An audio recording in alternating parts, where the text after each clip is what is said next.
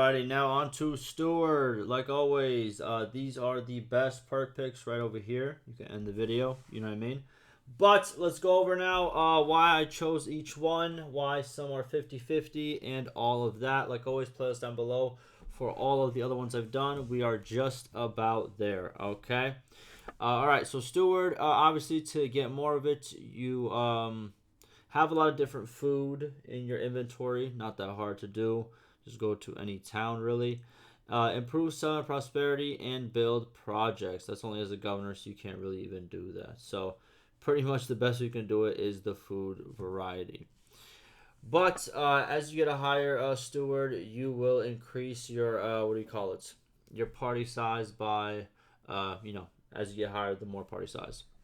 All right, let's do it. So Frugal versus Warrior's Dire. Frugal is minus 5% wages to your party and minus 15% recruitment costs. So it's every time you recruit a troop from anywhere, really. And then Warrior's Dire is minus 10% food consumption in your party and no morale penalty from having single type of food. Now, you might be wondering why I didn't choose Warrior's Diet. You might be wondering, like, oh, okay, well then, I don't have to actually worry about having all these different types of food. It might save me a little bit of money. I still think it's not worth it. Early on, to just get minus 5% on wages just for the rest of the game and also minus 15% recruitment, you're going to be doing a lot of recruitment throughout the game. Minus 15% for the rest of the game at level 25, the first skill, is too good of a discount. Frugal is the choice. And just the whole point of keeping more food, like this removes the penalty, but this doesn't remove like the bonus for still having multiple types. So if you want to get the bonus, it's not like getting this perk will give you the bonus, right? Automatically. You still need to have different types of food for the bonus. It just keeps it neutral instead of in the negative if you only have like one type of food. So Frugal is a choice. Next is Drill Sergeant versus 7 Veterans. Drill Sergeant plus 2% daily experience to troops in your party. Again, Governor perks. I'm making a video for just Governor perks. Your main character cannot become a governor. Alright? But, what's it called? The only thing that really matters here is the 2% daily experience to your troops in your party versus plus 4%, not 4%, plus 4 daily experience for tier 4 plus troops in your party. I like when it's just all the troops. I like when it's just a blanket, all troops, because it usually affects obviously the lower tier troops the most because they require the least amount of experience to actually go up. So it does help. It does help everybody, but it helps more importantly the lower tier troops. It's a good mix in my opinion. So Drill Sergeant is the choice. There's been like there's like I think like 2 or 3 other perks throughout here that I chose that are very similar to this, and it does add up. So Drill Sergeant is the choice. Next is Stiff Upper Lip versus Sweatshops. Stiff Upper Lip is minus 10% food consumption in your party while it is part of an army. Very specific and not the great percentages right there. Versus, by the way, that's a one perk right there. Versus 2 perks. 1 plus 20% production rate to owned workshops. Makes your workshops better. You're probably going to have workshops throughout the game. You know what I mean? Specific, but it could help. But also plus 20% siege engine build rate to your party. That's very, very strong, especially late game when you are doing a lot of sieges. The fact that you can build your siege engines a lot faster, 20%, it's not 10%, it's 20%. You know what I mean? We're talking about 1 in 5 at this point. We're getting close. You know what I mean? Closer and closer. It's 2 times closer. It's 100 times closer than 10%. Think about that. But for real, it's still the better choice. You get 2 bonuses, and one's very, very good bonus for late game versus like a little less food. Again, I'll be honest with you, if you're playing the game and you want to really conquer everything, you better have if you have 200 troops, you better have 200 horses in your inventory, and 160 of them should be pack animals. And then your inventory should be 40% food, just filled with food if you're doing sieges and stuff like that. That's the loadout. You know what I mean? So if you're doing that, you're playing it very safe. This minus 10% is not doing anything compared to the bonuses you get here. So Sweatshop is the choice. Next is Efficient Campaigner versus Paid and Promise. This one you get +1 extra food, or +1 extra food for each food taken during village raids for your party. Who does...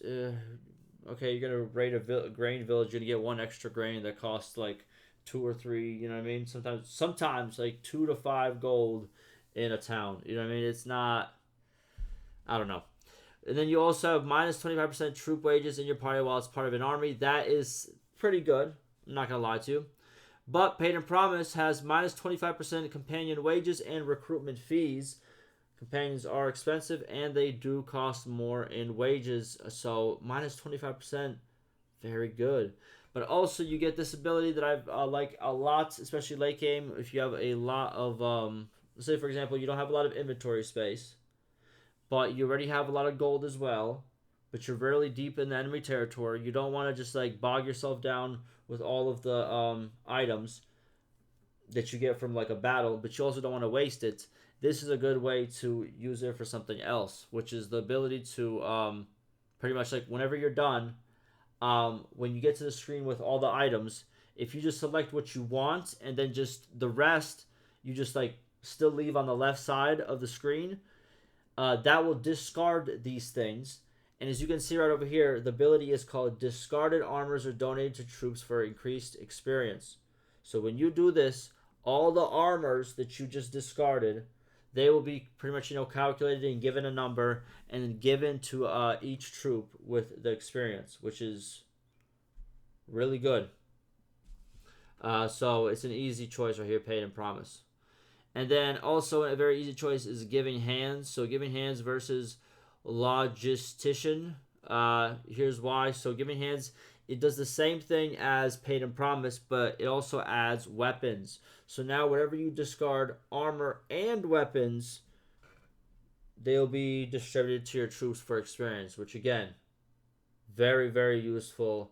It's like another way whenever, you get to the end screen of a battle and you can kind of like manipulate, like, what do I really need right now? Do I need the gold? Okay, let's take all this stuff. Do I need the experience? All right, let's discard it. You have options and they make sense. So it just makes sense to also do Giving Hands. But Logistician is +4 party morale when a number of mounts is greater than the number of foot troops in your party.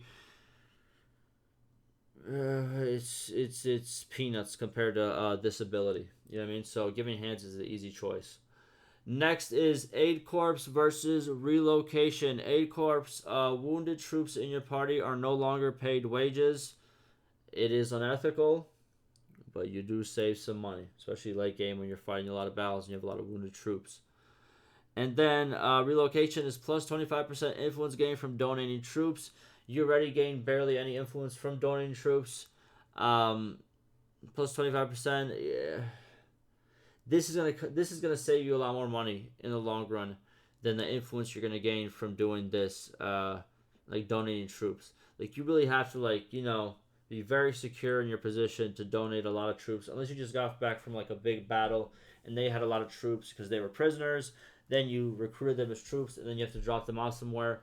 That's like the only times that I really donate troops, and I just think Aid Corps, in my opinion, is better, and you will get more bang for your buck.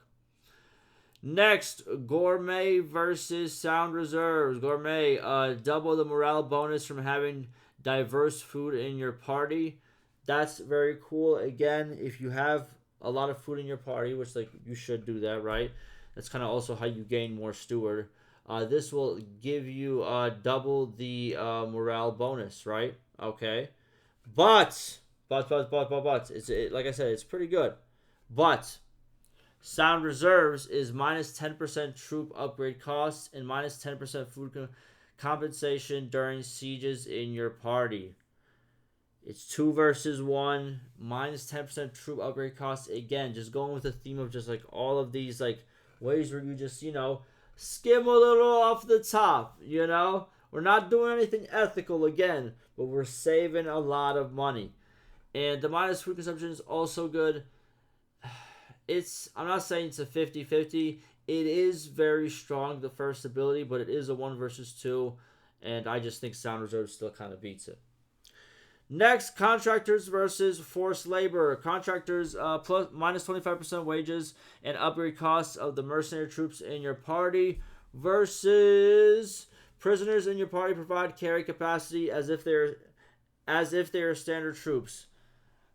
Um, I like again like the way I play. I don't really depend on the prisoners for a lot, and it's sometimes I need a lot of prisoners depending on how I'm playing. Sometimes I don't need a lot of prisoners, so I don't really build around prisoners. So in my opinion, I think the wages and upgrade costs of mercenary troops again very very strong. There are very strong mercenary troops. These are the troops that you go into the tavern and get. They're pretty strong, and sometimes you can get a very good deal on them. So keep an eye out for them for real, and this makes it a lot more affordable as well. So contractors is a choice. Next is Arenicos horses versus Arenicos mules. Arenicos horses is plus 10% carrying capacity for troops in your party, and then minus 20% trade penalty for trading mounts. All right. Versus Arenicos mules, plus 20% carrying capacity for pack animals in your party, and minus 20% trade penalty for trading pack animals. I'll be honest with you. While it is good to get more carrying capacity, there's been other skills over here where you can also get carrying capacity. I chose this one because trading mounts, especially late game when you want a lot of late game type of units, like they need sometimes war mounts. And I'll be honest with you, you need this minus 20% trade penalty. It helps a lot with the price. It helps a lot with the price, so it's worth it because some of these horses they start to cost like over 1,000 a piece. Let's say you have like 20 troops, you know what I mean, or maybe like you want to say up you need like 40 of these guys. That might come out to like 40,000, plus all like the extra little let's say 43,000. Like it's crazy. It could really add up. And depending on what position you're in, you might not only have the option of like the cheaper ones. You might only have the option of like the $3,000 or $4,000 horse. So the minus 20% trade penalty is significant, and also the 10% carrying capacity helps as well. So it's not like you're not getting carrying capacity. You're still getting it. It's just you're also getting the more significant buy and sell perk. So Arenicos horses is the choice. Next is Master of Planning versus Master of Warcraft. So Master of Planning is minus 40% food consumption while your party is in a siege camp. That is pretty significant. Don't get it twisted. But the Master of Warcraft is minus 25% trade wages while your party is in a siege camp. I'll be honest with you, it is a toss-up. What do you want more? The 40% is pretty significant, but I decided to just say, you know what? We're taking more wages. We're taking all your wages. You're not going to make nothing. You know what I mean? It is what it is. You know what I mean? But in all actuality, it's just like in a numbers game, you'll save more. I'm so stocked up on food. I'm never really worried about it. But it all depends on how you play. Like, how are you playing? If you're playing more loose, maybe Master Planning is the choice. This one is a toss-up in my opinion. I still think Master Warcraft is better, but this is a toss-up. I'll admit. And lastly, we have Price of Loyalty, which is your only choice, and that's minus 0.5% of food consumption, wages, and combat-related morale loss for each steward point above 250 in your party. Very strong. Alrighty, that'll do it for me, and I'll see you in the next one.